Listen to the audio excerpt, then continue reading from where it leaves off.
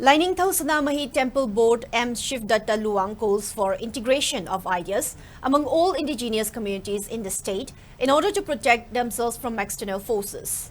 M. Shivdatta Luang said this on the sidelines of the observance of the 93rd death anniversary of freedom fighter Haipou Jadonang, which was organized by Kabui Union Manipur at Sanamahi Temple Board in Haying Khungbal.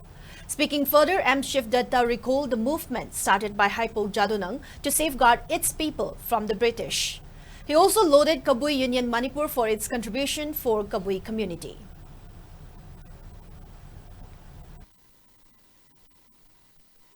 Kabui Furuki Awonba Kunayama Porana Bohonabada Pakapiramba British ki Mayokta Lantingnaramba Adugumba Tongan Tonganba Aikogi conversion Tobagi Atopa lining the conversion Tobagi Mayokta Loinana Aikogi text Mayama Tamjalakpa Aduguma Mayam Singdo Tenaramba Adugumba social reformer religious and spiritual reformer Loinana freedom fighter Adugumba Alibumose Masigi Adugumlaba Lakidaba Numirasina Aikoida Pangal Tona Hena Haptana Hena Manglomda Aikogi Sanction Nabonabada Kabui Puruki Tarang Tarangba Karimata Adaiduda alphabet Atopam the Jansen Manataba Kabui Haiba Aduguma Furupse Masage da Akui prefix da suffix da Karingma Wahim to Hapsandaba Maya the Wahim to Hapsandaba Adugumba Aikogi Haurangai di Leraba Adugumba Kabui Haibase Masi Malum Sanction Nabonabada Kui in not lining say Yokat Minaba Matoktai.